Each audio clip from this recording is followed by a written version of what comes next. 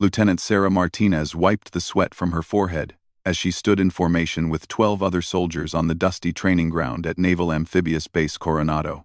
The California sun beat down mercilessly, but she had grown used to harsh conditions during her 3 years as a Navy intelligence officer. Today was different, though. Today, she would find out if she had what it took to join one of the most elite special operations units in the world. The morning had started like any other training day, but Sarah knew this was no ordinary exercise. She had volunteered for a classified mission that required working alongside Navy SEALs, and the selection process was brutal. Only the best of the best would make it through.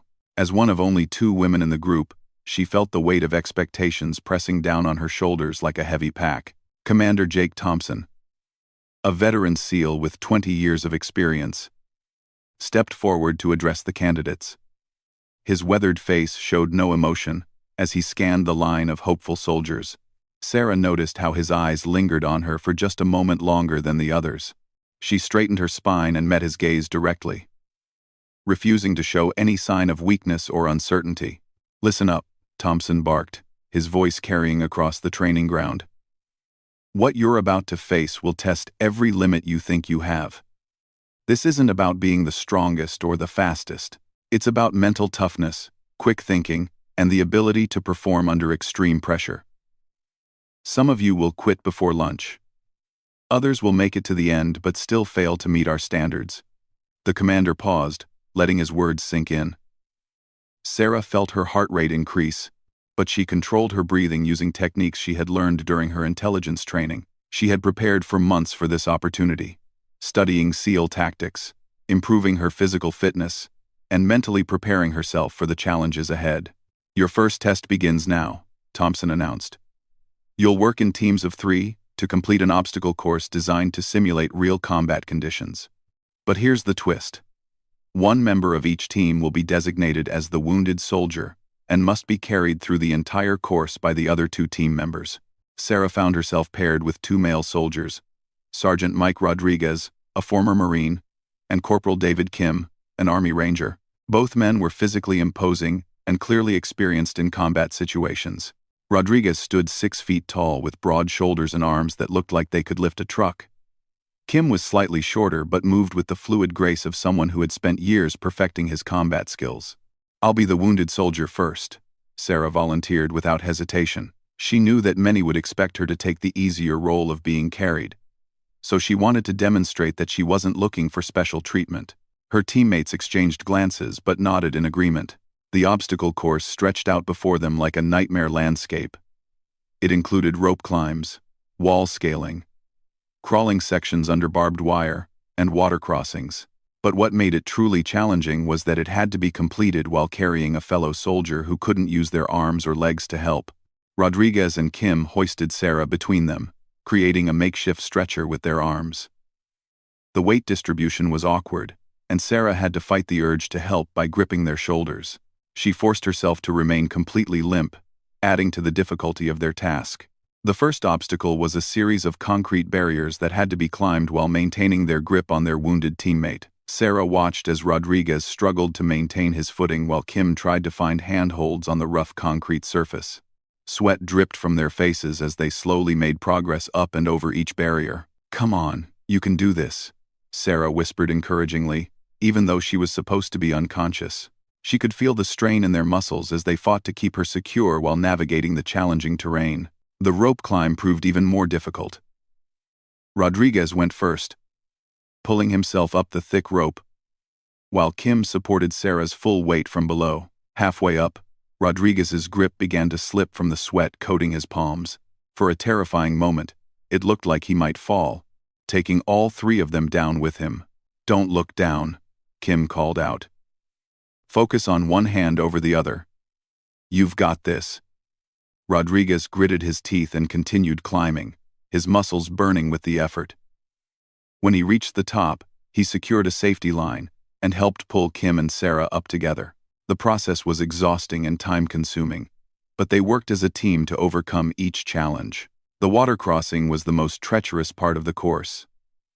The artificial pond was deep enough that they couldn't touch the bottom, and the current was strong enough to knock them off balance. Sarah had to trust completely in her teammates' ability to keep her afloat while swimming to the other side. As they entered the water, the shock of the cold temperature made all three of them gasp. Rodriguez and Kim had to coordinate their swimming strokes perfectly to prevent Sarah from sinking below the surface. The weight of their wet uniforms and equipment made every movement more difficult. Halfway across the pond, Kim began to struggle. His strokes became uneven, and Sarah could feel him losing his grip on her gear.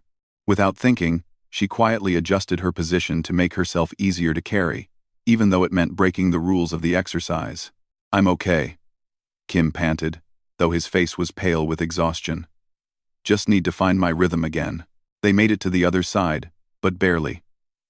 All three of them collapsed on the muddy bank, breathing heavily and soaked to the skin. Sarah knew they were behind the other teams, but she also knew they had worked together effectively under pressure. The final obstacle was a simulated building clearing exercise. They had to carry Sarah up 3 flights of stairs while checking corners and calling out potential threats. This required not only physical strength but also tactical awareness and communication skills. Rodriguez took point while Kim continued to support Sarah's weight. They moved slowly and methodically through each room, whispering tactical information to each other. Sarah was impressed by their professionalism and attention to detail, even while exhausted from the previous obstacles. When they finally completed the course, Sarah felt a mixture of relief and pride. Her teammates had performed admirably under difficult conditions, and she had learned valuable lessons about trust and teamwork. But she also knew that this was just the beginning. Commander Thompson was waiting at the finish line with a stopwatch and a clipboard. His expression remained neutral as he recorded their completion time. Sarah noticed that several other teams had already finished, and she wondered how they had performed in comparison. "Not bad for a first attempt," Thompson said simply. "But the real test is just beginning. In 30 minutes, you'll rotate roles. Rodriguez, you're the wounded soldier for the next round." Sarah felt her stomach tighten with nervous energy. Now she would have to prove that she could carry a full-grown man through the same obstacles that had nearly defeated her teammates. Rodriguez outweighed her by at least 60 pounds, and his muscular frame would be much more difficult to maneuver than her own compact build. As they prepared for the second round, Sarah caught sight of some of the other candidates watching her with skeptical expressions. She could almost hear their thoughts. There was no way a woman could carry Rodriguez through that course. Some of them were probably betting on how quickly she would fail. Sarah pushed those thoughts aside and focused on what she needed to do.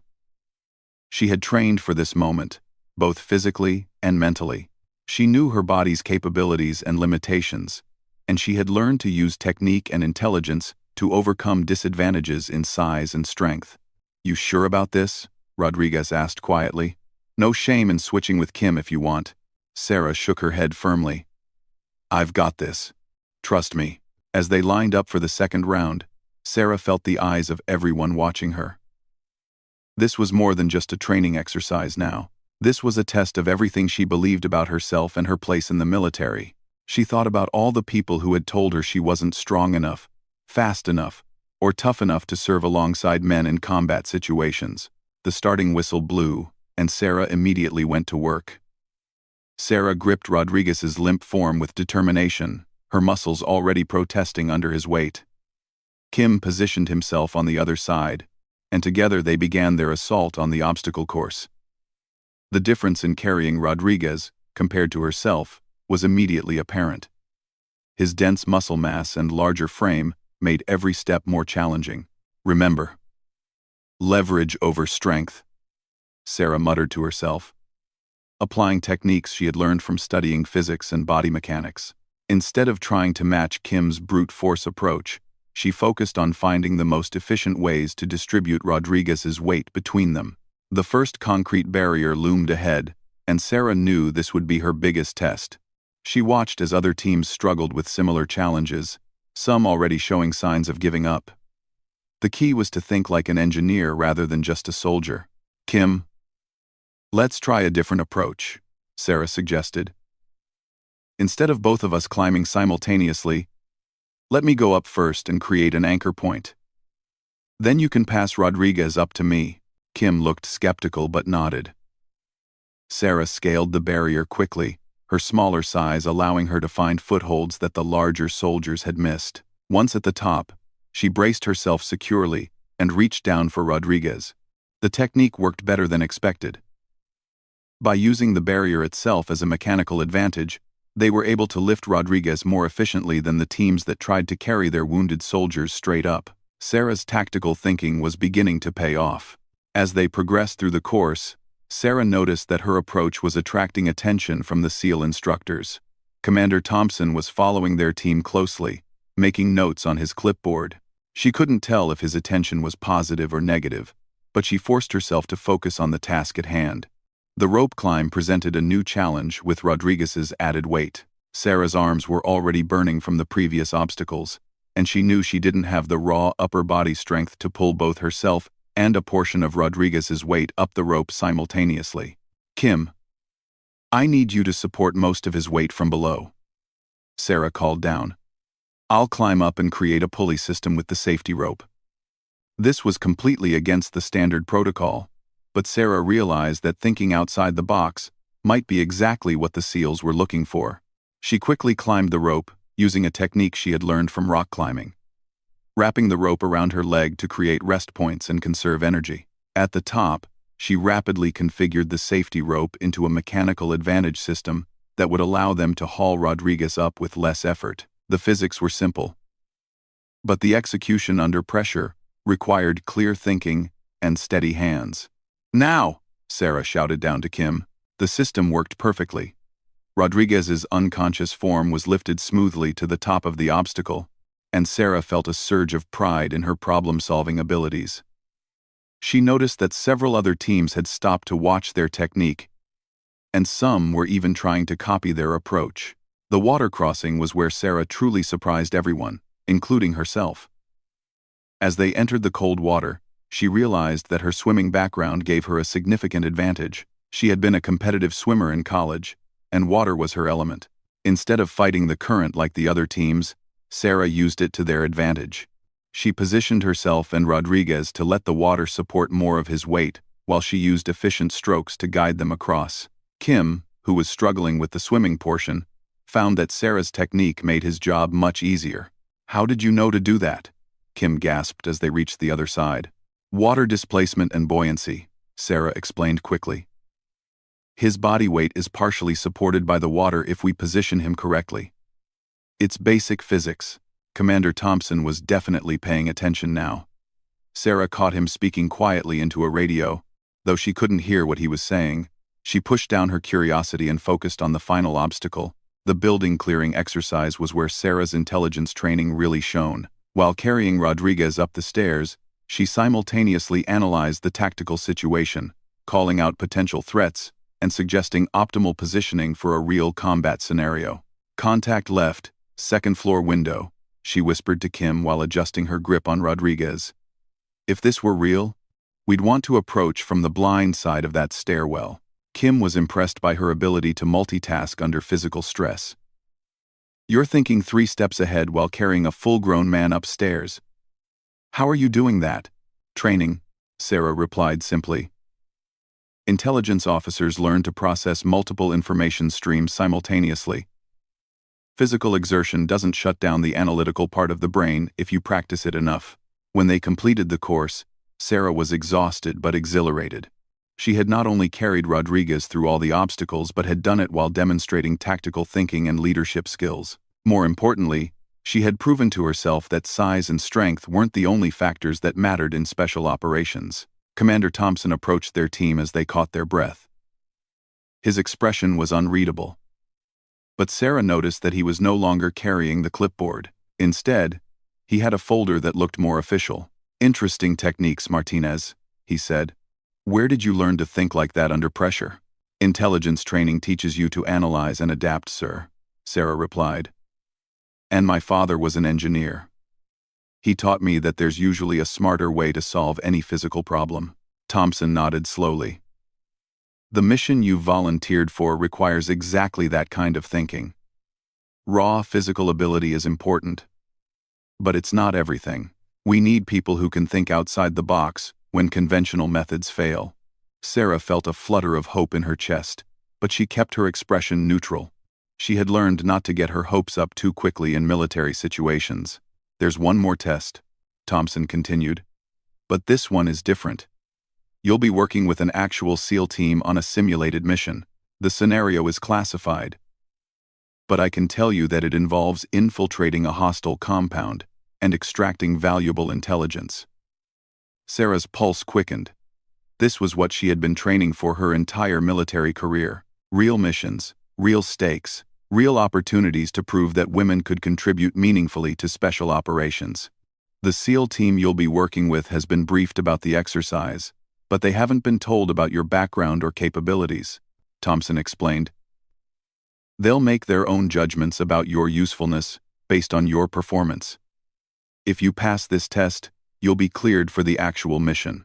As Thompson walked away, Sarah realized that everything up to this point had been preparation. The real test was about to begin, and it would determine not just her own future but potentially the future of other women who wanted to serve in special operations roles. Kim and Rodriguez gathered around her as they prepared for the next phase of testing. Both men had gained a new respect for her abilities during the obstacle course, and their team dynamic had evolved into something stronger. "Whatever happens next, you've already proven yourself to us," Rodriguez said quietly. "That course was designed to break people. And you didn't just survive it. You excelled at it." Sarah appreciated the support, but she knew that earning the respect of two fellow candidates was very different from proving herself to a battle-tested SEAL team. The men she was about to work with had years of combat experience and had seen colleagues die in real firefights. They wouldn't be impressed by obstacle course techniques or academic theories about physics. As they walked toward the briefing room for the next phase of testing, Sarah caught sight of her reflection in a window. Her uniform was still damp with sweat and pond water. Her hair was disheveled, and there was mud on her boots, but her eyes were clear and determined. She thought about her journey to this point. Growing up as the daughter of an immigrant family, she had learned early that she would have to work twice as hard to get half the recognition. Her parents had sacrificed everything to give her opportunities they never had, and she wasn't about to waste those opportunities now. The briefing room was filled with some of the most elite soldiers in the world. As Sarah entered, conversations stopped and heads turned. She could feel the weight of their assessment, the silent questions about whether she belonged in their world. Commander Thompson stood at the front of the room next to a large map covered with classified markings. Sarah recognized it as a layout of a compound somewhere in a hostile region, though the specific location had been redacted. "Ladies and gentlemen, meet the intelligence specialist who will be joining your team for this exercise," Thompson announced.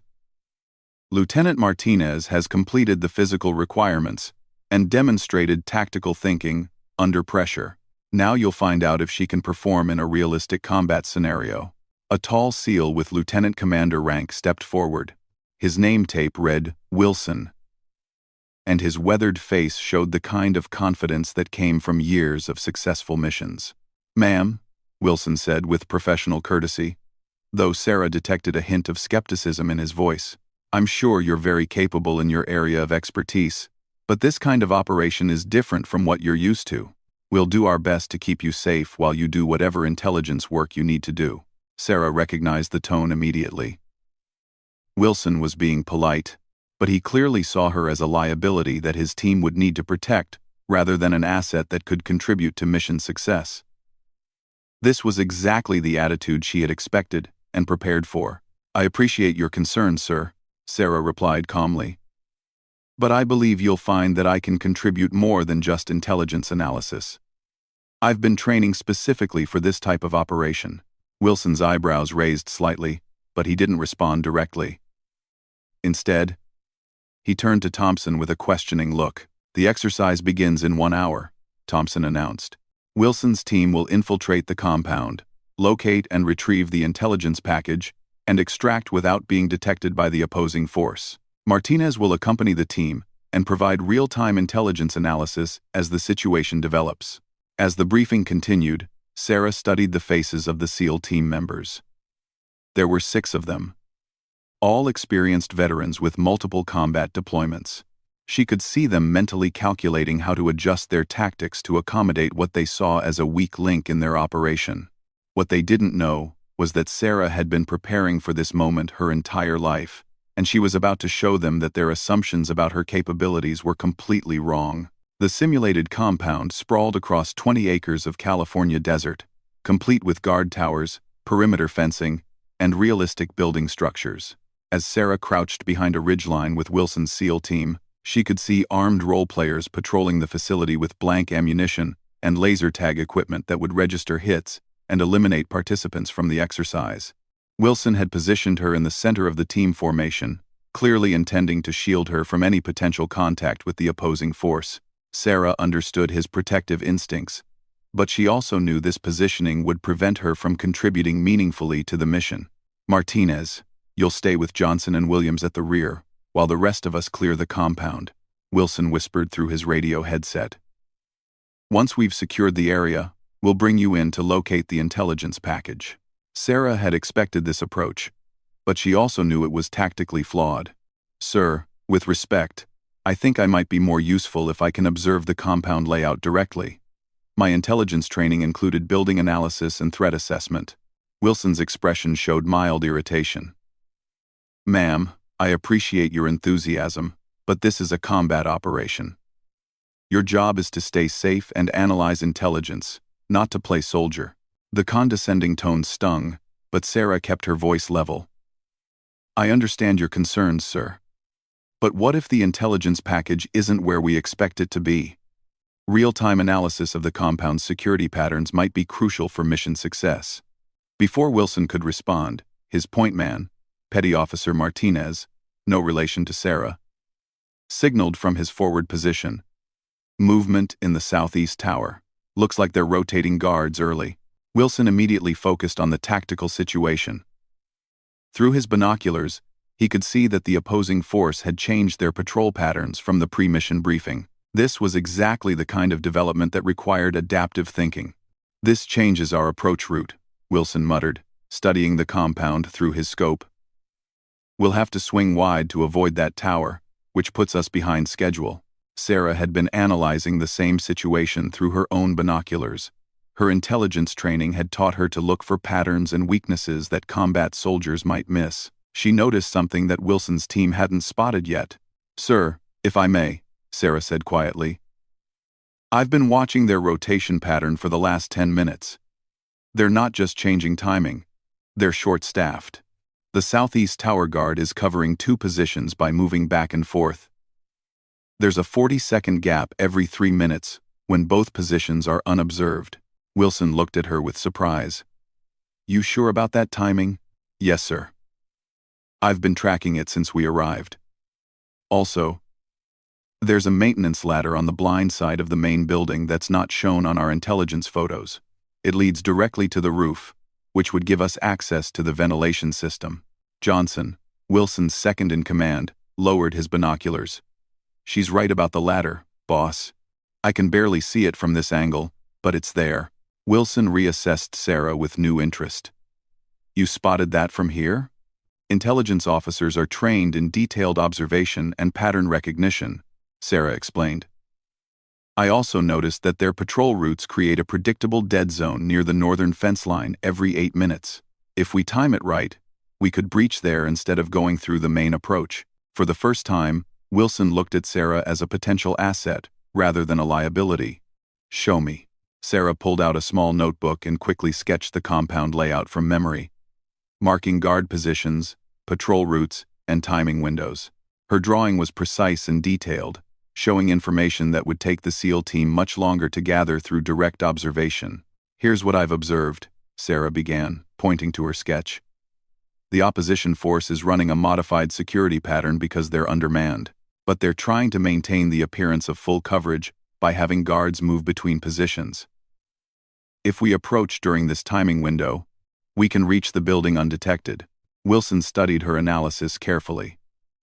Sarah could see him mentally running through tactical scenarios, weighing the risks and benefits of trusting intelligence from someone he had never worked with before. "It's a good analysis," Wilson admitted. "But putting you in the assault team puts you at risk if things go wrong." Sarah met his gaze directly. Sir, with respect, every mission puts people at risk. The question is whether my presence increases or decreases the overall risk to the team. I believe my skills can contribute to mission success. Wilson was quiet for a long moment. Sarah could sense the internal debate he was having between his protective instincts and his professional assessment of her capabilities. Around them, the other SEAL team members were listening to the conversation with interest. Johnson, what do you think? Wilson asked his second-in-command. Her analysis is solid, boss, Johnson replied. And if she's right about that timing window, her plan gets us in and out faster than our original approach. Speed reduces exposure time. Wilson nodded slowly, then turned back to Sarah. All right, Martinez. You're with the assault team. But you follow orders without question. And if I tell you to fall back, you move immediately. Understood? Understood, sir, Sarah replied, feeling a surge of adrenaline mixed with nervous energy. This was her chance to prove herself in a realistic combat scenario. The team began moving toward their new approach route, with Sarah positioned behind Wilson and ahead of Johnson. As they crossed the desert terrain, Sarah found herself falling naturally into the tactical movement patterns she had practiced during her training. Her smaller size actually became an advantage, allowing her to move through cover more easily than some of the larger team members. When they reached the northern fence line, Sarah's timing predictions proved accurate. The guard patrol passed their position exactly when she had calculated, leaving a clear window for the team to breach the perimeter. Wilson cut through the chain-link fence quickly and efficiently, and the team slipped through without being detected. The real test came when they reached the main building. According to the mission briefing, the intelligence package was located in a second-floor office, but the building's interior layout was unknown. This was where Sarah's analytical skills would prove most valuable. As they entered the building, Sarah immediately began mapping the internal structure in her mind.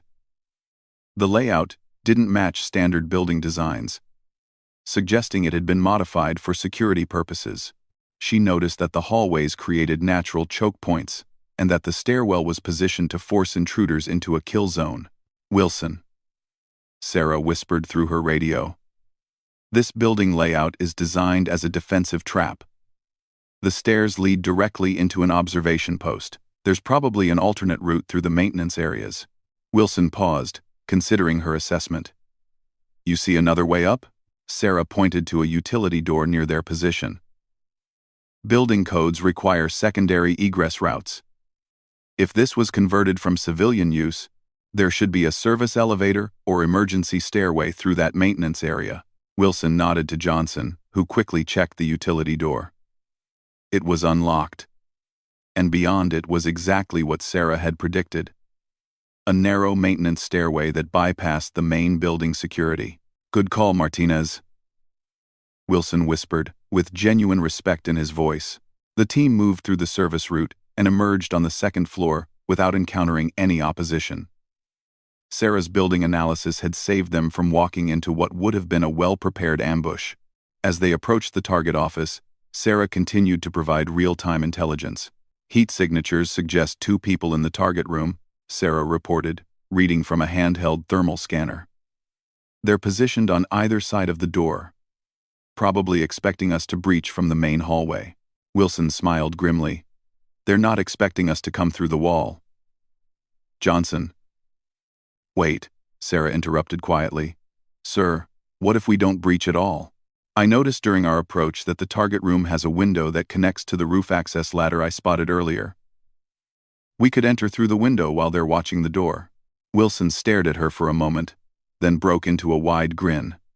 Martinez, you're starting to think like a SEAL. The window approach worked perfectly. While the opposition force waited for a traditional door breach that never came, Wilson's team entered through the window and quickly neutralized the guards with laser tag equipment. The intelligence package was recovered without a shot being fired. As they prepared for extraction, Wilson pulled Sarah aside. I owe you an apology, he said quietly. I made assumptions about your capabilities based on your background and gender. Your intelligence analysis prevented casualties and made this mission more successful than it would have been without you. Sarah felt a mixture of vindication and professional satisfaction. "Thank you, sir. I just want to contribute to mission success like everyone else." "You did more than contribute," Johnson added, overhearing the conversation. "You probably saved lives with that building analysis. Walking into that stairway trap would have been a disaster." The extraction went smoothly, with Sarah's continued observation and analysis helping the team avoid several opposition patrols during their movement to the pickup point. When they finally reached safety, Commander Thompson was waiting with a group of other SEAL instructors. "How did she perform?" Thompson asked Wilson directly. Wilson's response surprised even Sarah. "Sir, Lieutenant Martinez demonstrated tactical thinking, adaptability under pressure, and mission-critical analytical skills. She identified security weaknesses that our team missed and provided intelligence that directly contributed to mission success. I would be honored to have her on my team for a real operation." Thompson nodded and made notes on his evaluation form. "Martinez, you've exceeded expectations in every phase of this assessment. Your combination of intelligence training, physical capability, and tactical thinking makes you exactly the kind of asset we need for special operations missions." Sarah felt a wave of emotion that she quickly suppressed. Months of preparation, years of proving herself, and a lifetime of being told she wasn't strong enough or tough enough had led to this moment. "The classified mission you volunteered for has been approved," Thompson continued. "You'll deploy with Lieutenant Commander Wilson's team in 2 weeks. The operation involves infiltrating a terrorist compound in a hostile region and retrieving intelligence that could prevent a major attack on American interests."